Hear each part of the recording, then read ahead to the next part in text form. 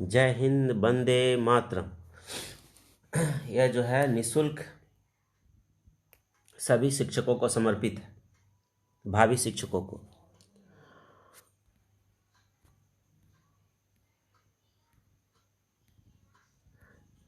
निम्नलिखित में से कौन सा मूल्यांकन सत्र की समाप्ति के बाद किया जाता है?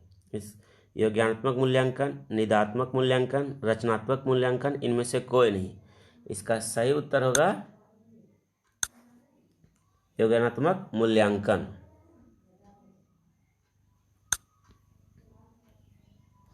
निम्नलिखित में से कौन सा मूल्यांकन बीच बीच में होता है? योगात्मक मूल्यांकन, निर्माणात्मक मूल्यांकन और निदानात्मक मूल्यांकन, इनमें से कोई नहीं। इसका सही उत्तर होगा निर्माणात्मक मूल्यांकन।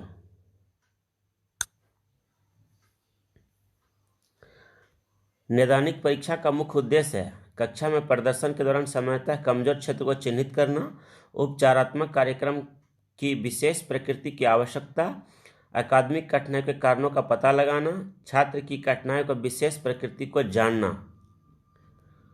इसका सही उत्तर होगा अकादमिक कठिनाई का कारणों का पता लगाना।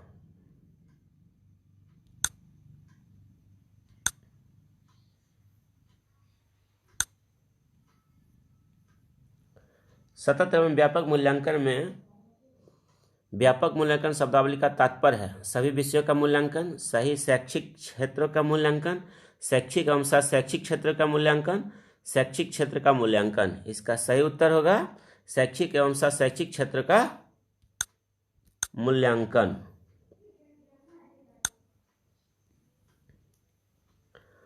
अगला है निम्नलिखित में से कौन सा कथन सतत व्यापक मूल्यांकन के लिए सही नहीं है? एक विद्यालय आधारित मूल्यांकन है, यह विद्यार्थियों में तनाव को कम करता है, इसमें नंबरों के स्थान पर ग्रेड का प्रयोग होता है, इससे शिक्षक पर बोझ बढ़ जाता है।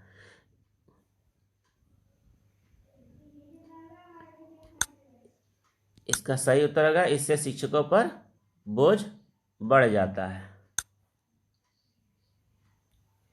सीखने के लिए आकलन अभिप्रेरणा को बढ़ावा देता है, अलग करने और रैंक देने का प्रयोजन के लिए किया जाता है, ग्रेड्स को पूरी तरह से महत्व देने पर बल देता है, विशिष्ट होता है और अपने आप में की गई आकलन गतिविधियां है। इसका सही उत्तर होगा अभिप्रेरणा को बढ़ावा देता है।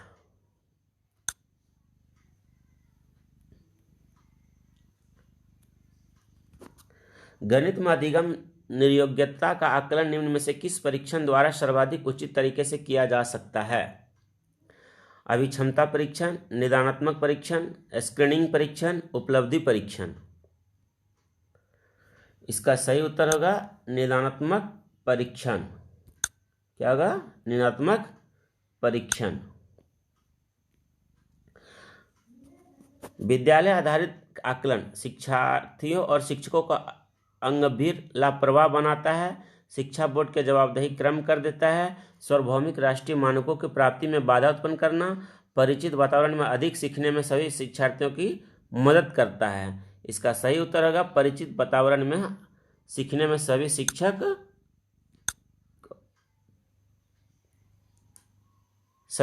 को मदद करता है।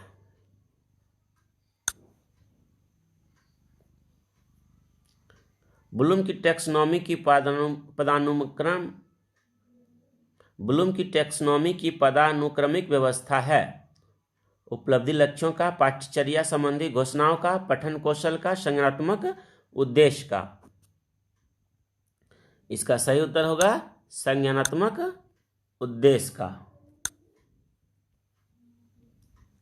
छात्रों की उपलब्धि का मूल्यांकन होना चाहिए केवल सतत रूप से, केवल व्यापक रूप से, सतत एवं व्यापक दोनों रूप से, किसी भी रूप में नहीं।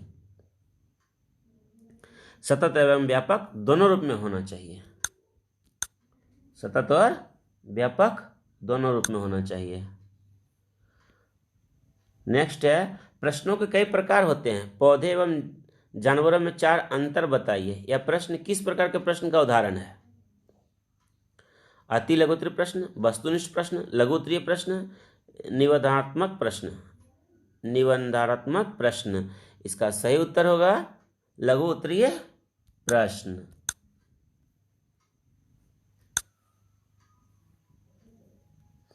निम्नलिखित में से कौन सा रचनात्मक आकलन के लिए उचित उपकरण नहीं है? मौखिक प्रश्न, सत्र परीक्षण, प्रश्नोत्तरी और खेल, दत्त कार्य। इसका सही उत्तर होगा सत्र परीक्षा।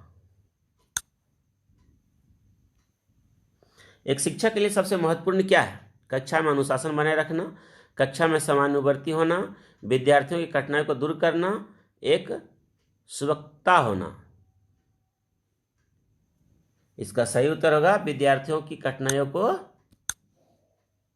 दूर करना।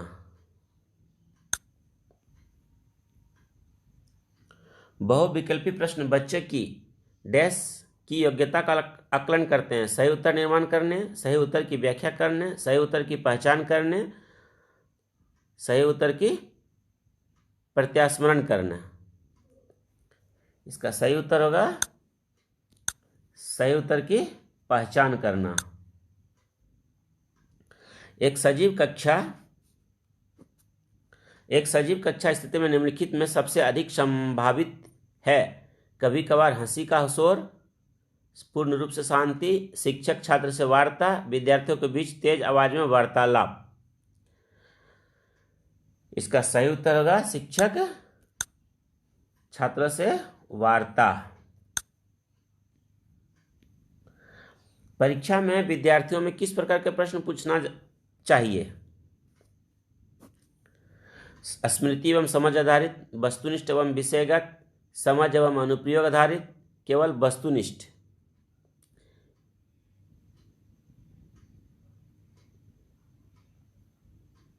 समझ, इसका सही उत्तर होगा समझ एवं अनुप्रयोग आधारित।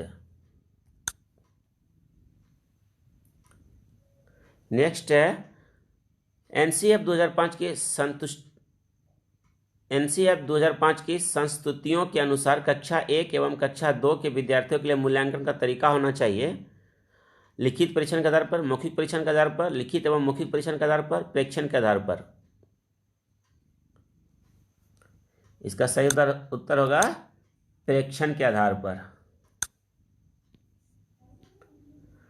केवल कागज पेंसिल जांच द्वारा आकलन समग्र मूल्यांकन की सुविधा प्रदान करना, निरंतर मूल्यांकन की सुविधा प्रदान करता है, सकल आकलन को बढ़ावा देता है, आकलन को सीमित कर देता है।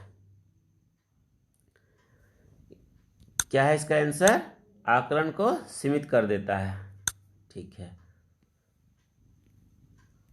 आकलन का उद्देश्य पूर्ण होता है यदि इसमें विद्यार्थियों शिक्षकों को प्रतिपुष्टि प्राप्त हो, या केवल एक बार वर्ष के अंत में हो, विद्यार्थियों की उपलब्धि में अंतर करने के लिए तुलनात्मक मूल्यांकन किया जाए, इससे विद्यार्थियों में भय और तनाव का संचार हो।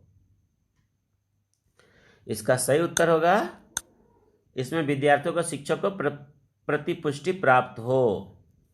नेक्स्ट और लास्ट, निम्नलिखित में से कौन सा ब्लूम का पुनर्संशोधित वर्गीकरण में मूल्यांकन के क्षेत्र में प्रदर्शित करता है? प्रदत्त आंकड़ों को प्रासंगिक का मूल्यांकन करना, वस्तुओं का श्रेणीक्रम हेतु एक नूतन पद्धति का निर्माण करना, आंकड़ों का प्रयोग करते हुए ग्राफ अथवा चार्ट का निर्माण करना, एक समाधान की तार्किक सुगमता का परीक्षण करना। इसका सही उत्तर होगा एक समाधान तार्किक सुगमता का परीक्षण करना, एक संसाधन के तार्किक सुसंगतता का परीक्षण करना। क्षमा कीजिएगा। और इसी तरह का निःशुल्क अगर यदि आपको वीडियो चाहिए तो कृपया करके इसे सब्सक्राइब कर लें स्वेच्छा से। यदि आपको चाहिए तो, अगर करने में सब्सक्राइब करने में आपको कोई दिक्कत है, कोई बात नहीं। आप चाहते हैं कि आपके भविष्य में सफलता प्राप्त हो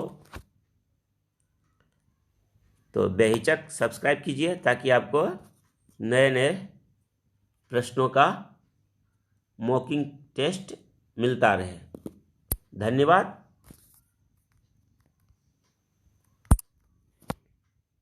जय हिंद।